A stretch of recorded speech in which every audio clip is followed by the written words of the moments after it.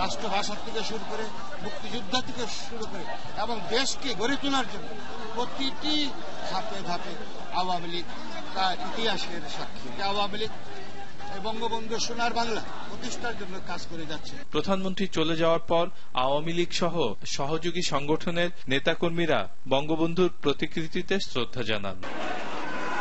রাজীব খান, RTV, Dhaka. শত অপপ্রচার প্রতিকূলতা মোকাবেলা করে এগিয়ে যাচ্ছে আওয়ামী লীগ, আর এই এগিয়ে যাওয়া সম্ভব হয়েছে জনগণের সঙ্গে থাকায়। দুপুরে সংসদে এসব মন্তব্য করে প্রধানমন্ত্রী শেখ হাসিনা বললেন, উন্নত সমৃদ্ধ দেশ গড়তে জনগণের দেয়া দায়িত্ব পালন করে যাচ্ছে আওয়ামী লীগ নেতৃত্বাধীন সরকার। বায়েজিদ আহমেদের রিপোর্ট। আওয়ামী লীগের ৬৬তম প্রতিষ্ঠাবার্ষিকীতে জাতীয় সংসদে বক্তব্য রাখেন প্রধানমন্ত্রী ও সংসদ নেতা শেখ হাসিনা। তিনি বলেন, আওয়ামী লীগের প্রতীক যেমন নৌকা, তেমনি শত বিপদ ঝড়ঝঞ্ঝা মোকাবেলা করেই এগিয়ে যাচ্ছে দলটি। তাই প্রতিষ্ঠাবার্ষিকীতে দেশবাসীকে শুভেচ্ছা জানান তিনি। দেশবাসীর প্রতি আমি কৃতজ্ঞতা জানাই যে শত অপপ্রচার, শত প্রতিকূলতা, অনেক কিছু আওয়ামী লীগকে মোকাবেলা করে করে এগিয়ে যেতে হয়েছে, কিন্তু বাংলাদেশের সাধারণ মানুষ কখনো বিভ্রান্ত হয় নাই এবং সঠিক সিদ্ধান্তই তারা নিয়েছেন। সন্ত্রাস ও জঙ্গিবাদ দমনে সরকার কাজ করে যাচ্ছে উল্লেখ করে প্রধানমন্ত্রী বলেন, অতীতে কেউ আওয়ামী লীগ নেতৃত্বাধীন সরকারের অগ্রযাত্রা ঠেকাতে পারেনি, ভবিষ্যতেও পারবে না। আমরা আন্তরিকভাবে দায়িত্ব পালন করে যাচ্ছি যে এই দেশকে যেন আমরা উন্নত সমৃদ্ধ করতে পারি। ভারতের বিপক্ষে বাংলাদেশের সিরিজ জয় ক্রিকেটারদের ধন্যবাদ জানিয়ে শেখ হাসিনা বলেন, সুযোগ পেলে বাংলাদেশের ক্রিকেট অনেক দূর এগিয়ে যাবে। আমরা যদি ক্রিকেট খেলায় এভাবে জয়ী হতে পারি, ওয়ার্ল্ড কাপ অর্জনকারী দলকে যদি আমরা হারাতে পারি, তো বাংলাদেশের রয়্যাল বেঙ্গল টাইগারের দেশ, কাজে রয়্যাল বেঙ্গল টাইগারের দেশ আজকে ঠিকই সেইভাবে তারা এগিয়ে যাচ্ছে। বায়েজিদ আহমেদ, RTV, ঢাকা। মাওলানা আব্দুল হামিদ খান ভাসানীর হাত ধরে যাত্রা শুরু। প্রায় বঙ্গবন্ধু শেখ মুজিবুর রহমানের যোগ্য নেতৃত্বে সাফল্যের ধারা ধরে রেখেছেন প্রধানমন্ত্রী শেখ হাসিনা। স্বাধীনতার নেতৃত্ব দানকারী আন্দোলন, সংগ্রামের দল আওয়ামী লীগের ইতিহাস তুলে ধরছেন অনুপ অধিকারী তরুণ। 1949 সালের 23 জুন রাজধানী টিকাটলির রোজ গার্ডেনে বাঙালির মুক্তির লক্ষ্যে মাওলানা আব্দুল হামিদ খান ভাসানীকে সভাপতি ও শামসুল হককে সাধারণ সম্পাদক করে গঠন করা হয় পূর্ব পাকিস্তান আওয়ামী মুসলিম লীগ। 1955 সালের অক্টোবরে করা হয় পূর্ব পাকিস্তান আওয়ামী লীগ। 1966 সালে আওয়ামী লীগের সভাপতি নির্বাচিত হন শেখ মুজিবুর রহমান। ওই বছরেই 6 দফা আন্দোলন ও 69-এর গণ অভ্যুত্থানে নেতৃত্ব দেয় আওয়ামী লীগ। 70-এর নির্বাচনে নিরঙ্কুশ বিজয় অর্জন করে আওয়ামী লীগ। পাকিস্তানের পরাধীনতার শিকল থেকে মুক্তি পেতে বাংলার মানুষ যখন মরিয়া, তখন 71-এর 7 মার্চ ঐতিহাসিক ভাষণে স্বাধীনতার ডাক দেন বঙ্গবন্ধু।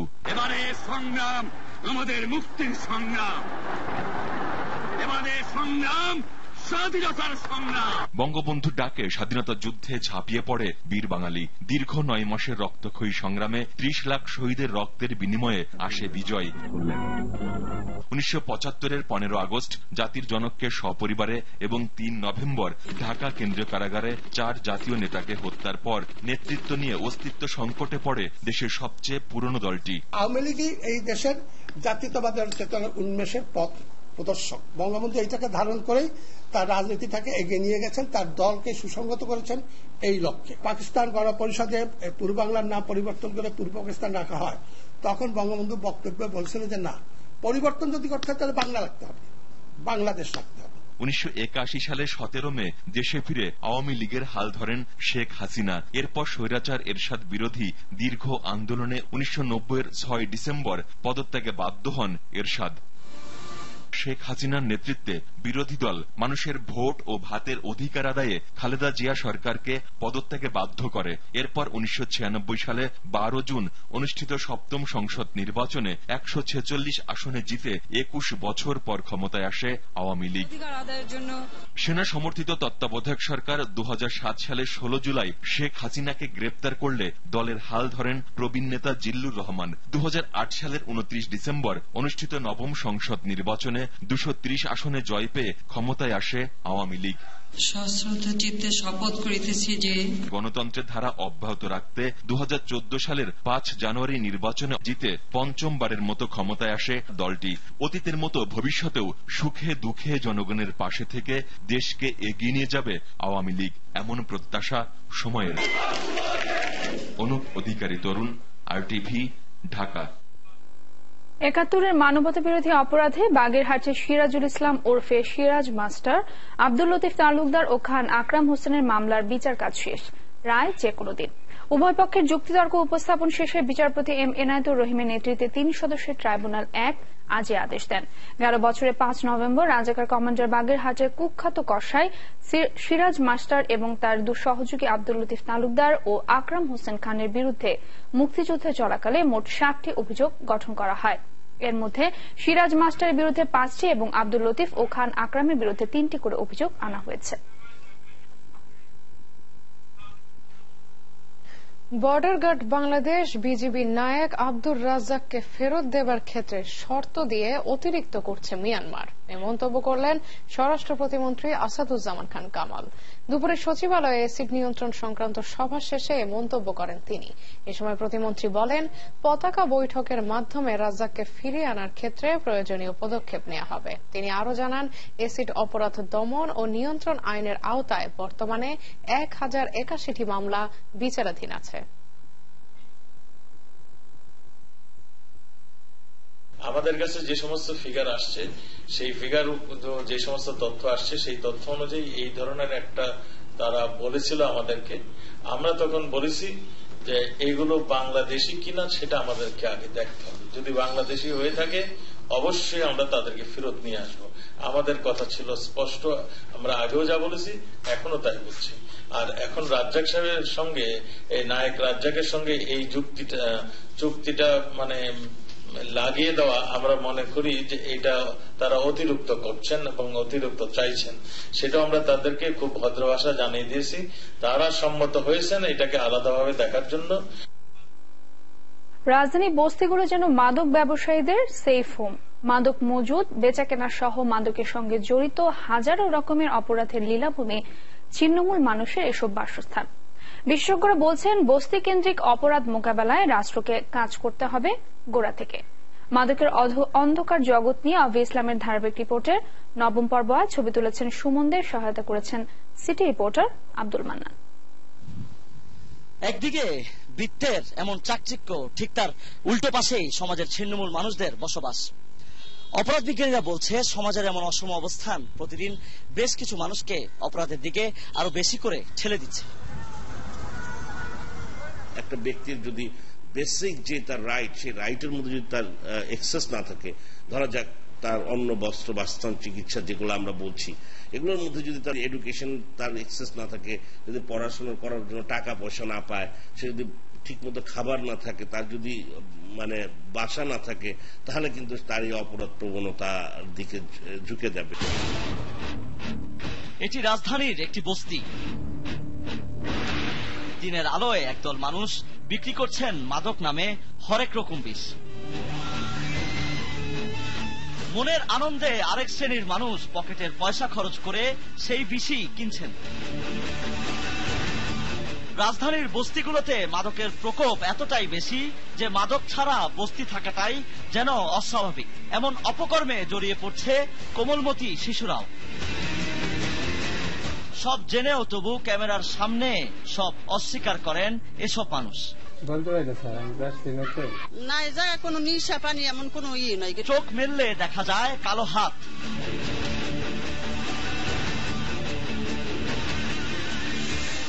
আমাদের বাত না হলে এটা লাগবে। কান পাতলে শোনা যায় দানবের হুঙ্কার।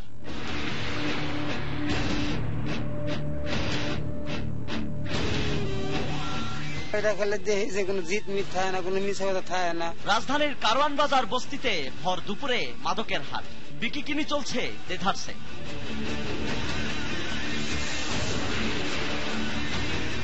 এসব অপকর্মকারীদের আছে নানা রকম যুক্তি।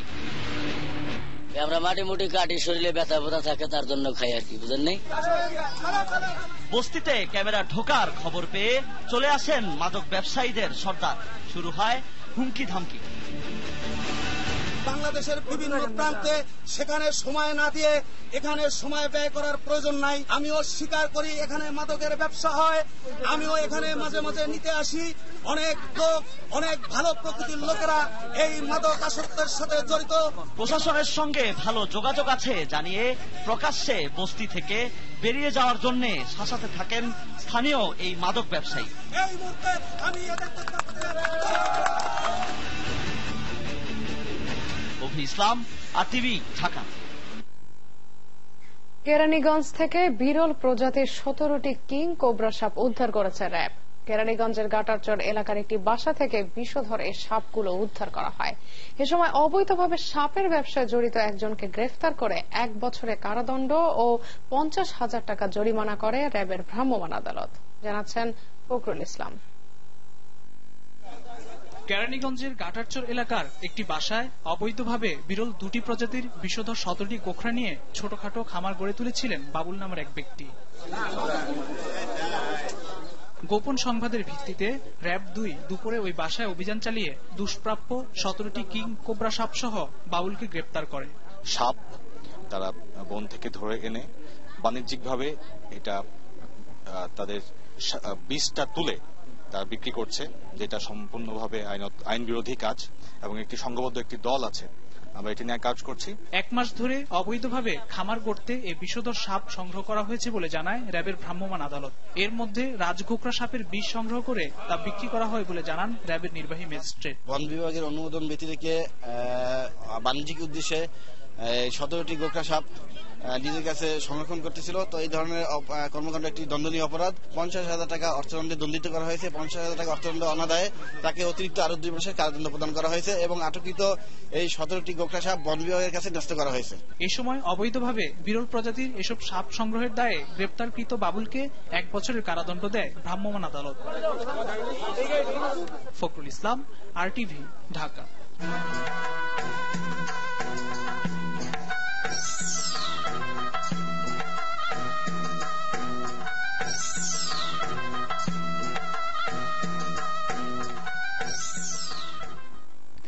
বাজিদ স্টিল রমজান ও স্বাস্থ্যের খবর। সংযমের মাস রমজান এলে ইফতার নিয়ে ব্যাপক আয়োজন চলে নামি দামি রেস্টুরেন্ট আর তারকা হোটেলগুলোতে। খুচরা বিক্রির পাশাপাশি ইফতার পার্টি লেগেই থাকে অভিজাত এসব হোটেলে। চিকিৎসকরা বলছেন, খোলা দোকানের চেয়ে অভিজাত হোটেলে খাদ্যের মান অপেক্ষাকৃত ভালো থাকলেও ইফতার ও রাতের খাবারে রিচ ফুড ও বিরিয়ানি জাতীয় খাবার স্বাস্থ্যের জন্য ভালো না। আতিকা রহমানের রিপোর্ট। রমজানে সবারই বিশেষ আগ্রহ থাকে ইফতার নিয়ে। এই আগ্রহ মাথায় রেখেই বড় বড় হোটেল রেস্টুরেন্ট বাহারি ধরনের ইফতারের পসরা সাজিয়ে রাখে। দেশীয় আন্তর্জাতিক মানের শেফরা তাদের জাদুকরি হাতের ছোঁয়ায় তৈরি করেন সব বৈচিত্র্যময় খাবার। এ কারণেই উচ্চবিত্ত ও মধ্যবিত্তরা ইফতারের জন্য এসব রেস্টুরেন্ট বেছে নেন। যেগুলো নাকি আমাদের ট্র্যাডিশনাল ফুড, এগুলো আসলে অনেকটা এখন পুরাতন হয়ে গেছে। আমরা আসলে we are trying something different, something new. আর আমাদের খাবারগুলো আমরা শুধু রোজার মাসের জন্য না, সারা বছরের জন্য আমরা তৈরি করতেছি এবং এই জন্য আমাদের খাবারগুলো স্বাস্থ্যসম্মত বলে ওনারা এখান থেকে ইফতারের জন্য পর্যন্ত এই খাবারটা নিয়ে যাচ্ছে আর কি। অপেক্ষাকৃত ভালো বলা হলেও গেল রবিবার বেইলি রোডের KFC, পিৎজা হাট সহ অভিজাত রেস্টুরেন্টে ভেজাল খাবার মেশানোর দায়ে জরিমানা করে ভ্রাম্যমাণ আদালত। চিকিৎসকরা বলছেন, মুখরোচক ও আকর্ষণীয় করতে রেস্টুরেন্টেও অনেক সময় খাবারে অতিরিক্ত তেল মশলা ব্যবহার করা হয়। এছাড়া রোজা রেখে রিচ ফুড খেলে নানা ধরনের শারীরিক জটিলতা দেখা দেয়। আমরা মনে করি যে রমজান মাসে সারাদিন না খেয়ে থাকলাম, যত পারি পেট পুড়ে সন্ধ্যার সময় ইফতারে এবং সেহরিতে খেয়ে নেব। আসলে এটা একদমই বিজ্ঞানসম্মত না এবং স্বাস্থ্যসম্মত না। ইফতারে প্রচুর মিষ্টি জাতীয় খাবার খাই এবং চর্বি জাতীয় খাবার, রোস্ট, পোলাও, বিরিয়ানি একদম তেলে ঝপঝপ করে দেওয়া হয়, প্রচুর তেল দেওয়া হয় এবং এগুলোতে প্রচুর ফ্যাট থাকে। সেগুলো খেয়ে ভাইরাল হেপাটাইটিস বা জন্ডিস হয়, জ্বর হয়, অ্যান্টেরিক ফিভার, এই ধরনের বিভিন্ন সমস্যা আমরা ভুগি। কারো ওজন অনেক বেড়ে যায়।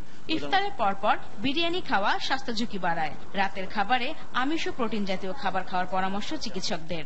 রাতের খাবারটা ইফতারের চেয়ে একটু ভারী হতে পারে, কিন্তু কখনোই অতিরিক্ত খাবার না। সুষম খাবার বলতে আমরা আসলে কি বুঝি? এমন খাবার আমাদের খেতে হবে যেটা স্বাস্থ্যসম্মত, আমাদের শরীরকে এনার্জি দেবে, কিন্তু আমাদের মেদ ভুঁড়ি তৈরি করবে না, আমাদের শরীরে বিভিন্ন ধরনের ইনফেকশন তৈরি করবে না, পেটের পীড়া সৃষ্টি করবে না, এই ধরনের খাবার।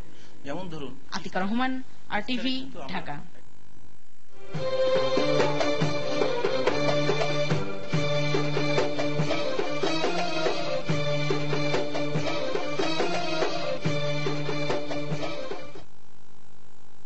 মাহে রমজানে আরটিভির মাসব্যাপী বিশেষ আয়োজনে আজ থাকছে লেবাননের কথা জানাচ্ছেন মুজাইদ আহসান। ধর্ম ও গোষ্ঠীগতভাবে বিভক্ত এশিয়ার দেশ লেবানন। 10,400 বর্গ কিলোমিটার আয়তনের লেবাননে সুন্নি শিয়া মুসলমান ও খ্রিস্টানরা একসঙ্গে বসবাস করেন। জনসংখ্যা প্রায় 41 লাখ। রমজান শুরুর সঙ্গে সঙ্গে এখানকার মুসলমানদের মধ্যে নেমে আসে উৎসাহ উদ্দীপনা।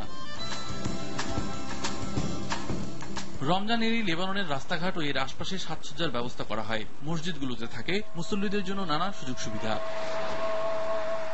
ইফতারের সময় হলে তোপধ্বনি দিয়ে তা নগরবাসীকে জানিয়ে দেওয়া হয়। রমজানে বিভিন্ন মুখরোচক খাবারের পসরা সাজায় খাবার দোকানগুলো। ধর্মপ্রাণ মুসলমানদের অনেকেই পরিবার পরিজন নিয়ে ঘরের বাইরে ইফতার করেন। ফ্রেশ ক্রিম দিয়ে তৈরি প্যাস্ট্রি, কেলাস রামাদান রোজাদারদের প্রিয় এক খাবার। এর সঙ্গে মজার অন্যান্য খাবার কিনতে ইফতারের আগে দোকানে দোকানে ভিড় জমান ক্রেতারা।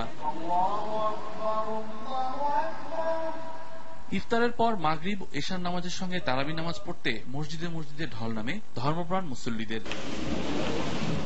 মুজাহিদ আহসান, আরটিভি।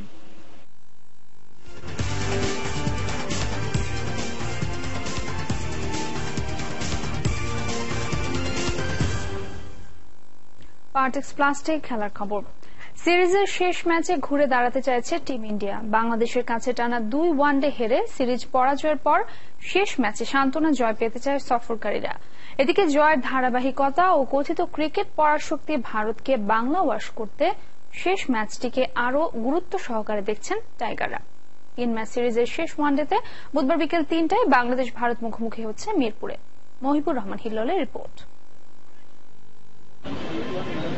স্বাগতিক বাংলাদেশের কাছে সিরিজ হেরে এরই মধ্যে মানসিকভাবে দুমড়ে মুচড়ে গেছে টিম ইন্ডিয়া।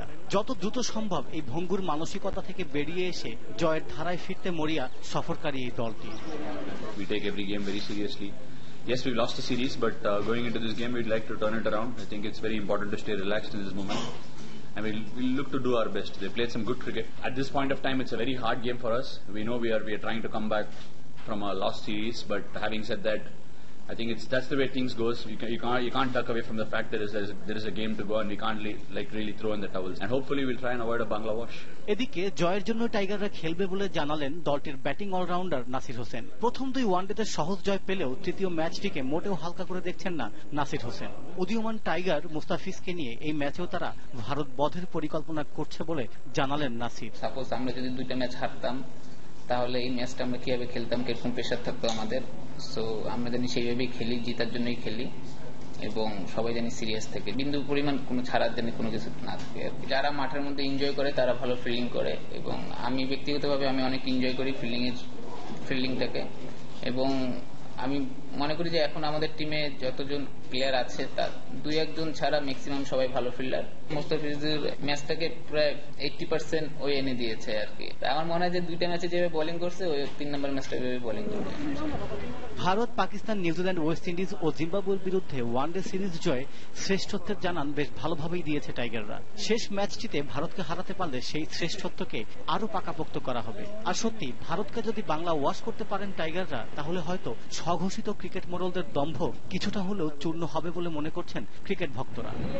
মাশরাফির বলিষ্ঠ নেতৃত্বে ভারতকে 2-0 সিরিজ হারিয়ে টাইগার নামে সুবিচার করেছেন টাইগাররা। এবার সময় এসেছে এই টাইগার নামটিকে এশিয়ার পরাশক্তিতে পরিণত করার। প্রথম 2 ওয়ানডের ধারাবাহিকতায় সিরিজের তৃতীয় শেষ ওয়ানডেতে জিতে ভারতকে বাংলা ওয়াশ করে সেই নতুনের উদ্দেশ্যে পা বাড়াতে প্রস্তুত মাশরাফির নেতৃত্বাধীন টাইগার বাহিনী। মিরপুর শেরে বাংলা ক্রিকেট স্টেডিয়াম থেকে মহিবুর রহমান হিল্লোল, আরটিভি, ঢাকা। এবার সোশ্যাল ইসলামী ব্যাংক লিমিটেড সংবাদ বিরতি। যখন ফিরছি তখন অন্যান্য সংবাদের সঙ্গে থাকছে। লতিফ সিদ্দিকীর বিরুদ্ধে ধর্মীয় অনুভূতিতে আঘাতের 10 মামলার কার্যক্রম স্থগিত, আপাতত মুক্তি পাচ্ছেন না তিনি। এবং চট্টগ্রামের রেলের সীমানা দেয়াল ধসে নারী সহ নিহত 2। বোয়ালখালী দুর্ঘটনার 5 দিনেও শুরু হয়নি খাল থেকে ওয়াগন তোলার কাজ।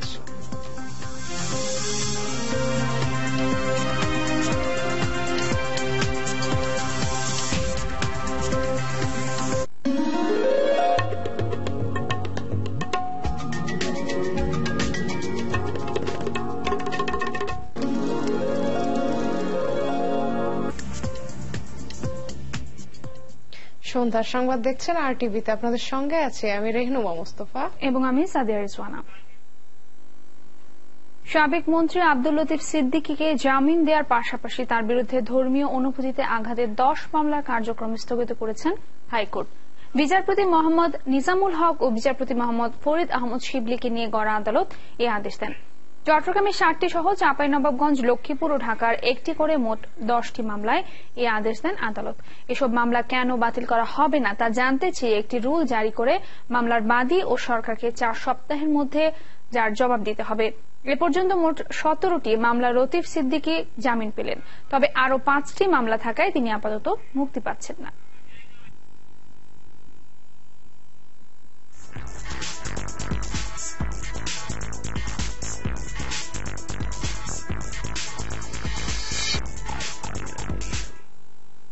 এসালম গ্রুপ চট্টগ্রামের খবর। চট্টগ্রামের রেলওয়ের সীমানা দেয়াল ধসে এক নারী সহ 2 জন নিহত হয়েছেন। সকালে নগরীর সদরঘাট মাদারবাড়ি এলাকার আবরার হোটেলের পাশে রেলওয়ের সীমানা দেয়ালের একটি অংশ ধসে পড়ে। এতে ইট চাপা পড়ে কুসুম আক্তার ও সুধীর চক্রবর্তী নিহত হন। স্থানীয়দের দাবি, আগে থেকে দেয়ালটি জরাজীর্ণ ছিল। 6 ফুট উঁচু দেয়ালটি ঘেঁষে বিপরীত পাশে 12 ফুট উঁচু ইটের স্তূপ রাখা হয়েছিল।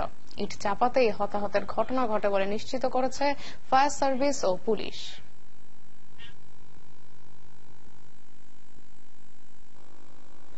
চট্টগ্রামের বোয়ালখালীতে দুর্ঘটনার 5 দিনেও খাল থেকে ওয়াগন তোলার কাজ শুরু হয়নি, তবে ভেঙে পড়া ব্রিজের মেরামত কাজ চলছে। ব্রিজের কাজ শেষে ওয়াগন উদ্ধার করা শুরু হবে বলে জানিয়েছেন রেল কর্মকর্তা। গেল শুক্রবার ফার্নেস তেলবাহী একটি ট্রেন চট্টগ্রাম থেকে দোহাজারি যাওয়ার পথে বোয়ালখালী সারোয়ারতলিতে ব্রিজ ভেঙে 3টি ওয়াগন খালে পড়ে যায়।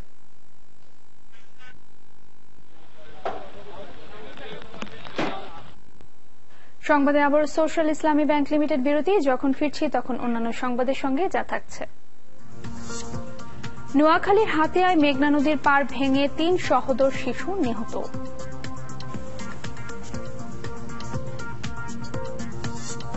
এবং পাকিস্তানের সিন্ধুতে তীব্র দাবদাহে পানি শূন্যতা ও হিটস্ট্রোক, মৃতের সংখ্যা ছাড়িয়েছে 400।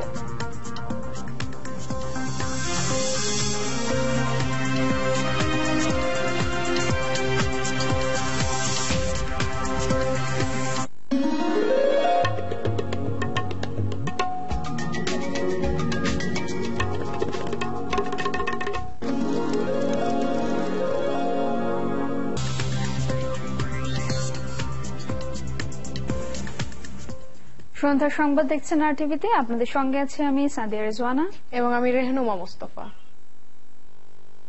নোয়াখালীর হাতিয়ায় মেঘনা নদীর পাড় ভেঙে 3 সহোদর শিশু মারা গেছে। বেশ কিছুদিন ধরে তীব্র ভাঙনের শিকার উপজেলার কেরিংচরের কোল্ড স্টোর বাজারের পাশে এই দুর্ঘটনা ঘটে।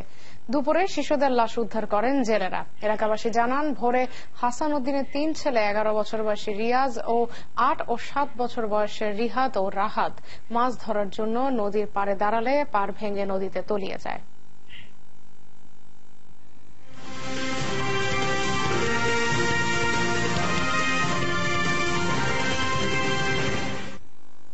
ন্যাশনাল লাইফ ইন্স্যুরেন্স আন্তর্জাতিক সংবাদ।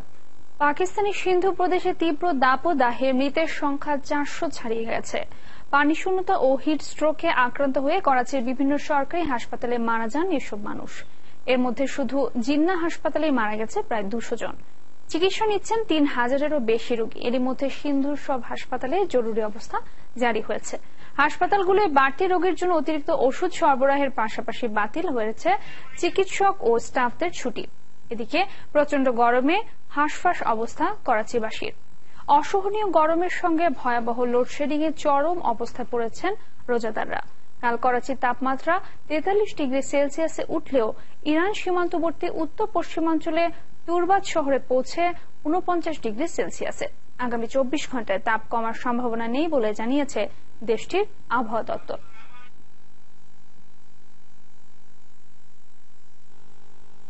সন্ধ্যার সংবাদ শেষ করার আগে মার্কেন্টাইল ব্যাংক শিরোনামগুলো জানিয়ে দেব আরো একবার। নানা প্রতিকূলতা ডিঙ্গিয়ে 67 বছরে আওয়ামী লীগ স্বাধীনতায় শুধু নয়, অর্থনৈতিক মুক্তি অর্জনে দল রেখেছে বড় ভূমিকা, বললেন প্রধানমন্ত্রী। রাজ্জাক ফেরতের শর্ত দিয়ে অতিরিক্ত করছে মিয়ানমার, মন্তব্য স্বরাষ্ট্র প্রতিমন্ত্রীর। পতাকা বৈঠকে সংকট সমাধানের আশা। মাদক ব্যবসায়ীদের সেফ হোম, রাজধানীর বস্তি অবাধে চলে বেচাকেনা, গোড়া থেকে কাজ শুরুর তাগিদ বিশেষজ্ঞদের। এবং বাংলা ওয়াশের টার্গেটে কাল শেষ ওয়ানডের জন্য প্রস্তুত টাইগাররা, সিরিজের শেষ ম্যাচে ঘুরে দাঁড়াতে চাইছে টিম ইন্ডিয়া।